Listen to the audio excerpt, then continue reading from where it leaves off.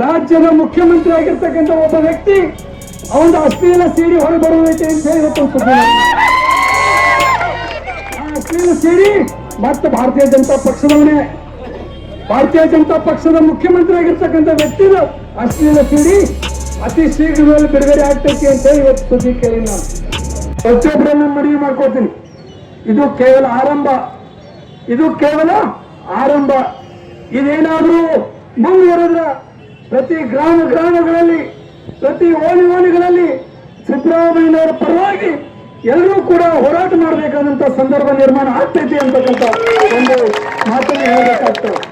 ಅದಕ್ಕೆ ನಾನು ಬಹಳ ಸ್ಪಷ್ಟವಾಗಿ ಹೇಳಿಕ್ ಬಯಸ್ತೀನಿ ಬಿಜೆಪಿ ನಾಯಕರಿಗೆ ಮತ್ತು ಜೆಡಿಎಸ್ ನಾಯಕರಿಗೆ, ನೀವು ನಿಜವಾಗ್ಲೂ ಅಧಿಕಾರಕ್ಕೆ ಬರ್ಬೇಕನ್ನುವಂತ ಆಶೆಯನ್ನು ಹೊಂದಿದ್ರೆ ಯಾವ ರೀತಿ ನಮ್ಮ ಕಾಂಗ್ರೆಸ್ ಸರ್ಕಾರ ಜನಪರವಾಗಿರುವಂತ ಕಾರ್ಯಕ್ರಮವನ್ನು ಕೊಡ್ತಾ ಇದೀವಿ, ನೀವು ಕೂಡ ಅಂತ ಕೆಲಸ ಮಾಡಿ. ನೀವು ಅಂತ ಕೆಲಸ ಮಾಡಿದ್ರೆ ಜನ ನಿಮ್ಮನ್ನು ಮೆಚ್ತಾರ. ಆದ್ರೆ ಸುಳ್ಳು ಆರೋಪಗಳನ್ನು ಮಾಡುವಂತ ಕೆಲಸ ಬೇಡಿ. ಇವತ್ತಿಷ್ಟು ಜನ ನೀವು ಕೊಡಿರಿ. ನಾನು ನಿಮಗೆ ಒಂದು ಪ್ರಶ್ನೆ ಮಾಡ್ತೀನಿ. ಸಿದ್ದರಾಮಯ್ಯನವರು ಧರ್ಮ ಪತ್ನಿ ನೀವು ಯಾರಾದ್ರೂ ನೋಡಿದಿರಿ? ಆ ಪಾಪ ತಾಯಿ ಒಬ್ಬ ಮುಖ್ಯಮಂತ್ರಿಯ ಧರ್ಮ ಪತ್ನಿ ಆದ್ರೂ ಕೂಡ ಸಾರ್ವಜನಿಕ ಸಭೆ ಸಮಾರಂಭಗಳಲ್ಲಿ ಎಂದೂ ಕೂಡ ಭಾಗವಹಿಸಿಲ್ಲ.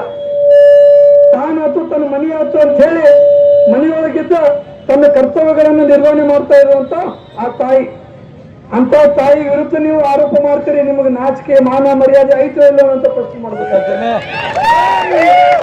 ನಿಮ್ಮ ಯಡಿಯೂರಪ್ಪನವರಲ್ಲಿ ಚೆಕ್ ಮುಖಾಂತರ ಲಂಚ ಪಡ್ಕೊಂಡಿಲ್ಲ ನಮ್ಮ ನಾಯಕರು, ನಿಮ್ಮವರನ್ನು ಭ್ರಷ್ಟಾಚಾರ ಮಾಡಿಲ್ಲ ನಮ್ಮ ನಾಯಕರು. ಇವತ್ತು ಬಿಜೆಪಿ ಅವ್ರಿಗೆ ಏನು ನೈತಿಕತೆ ಅದ ರೀ?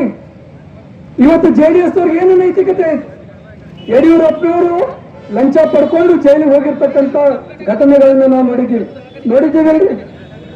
ಕುಮಾರಸ್ವಾಮಿ ಅವರು ಆ ಗಣಿಗಾರಿಕೆಯಲ್ಲಿ ಅನುಮತಿಯನ್ನು ಕೊಟ್ಟಿರ್ತಕ್ಕಂಥದ್ದನ್ನ ನಾವು ಕೇಳಿದ್ದೀವಿ.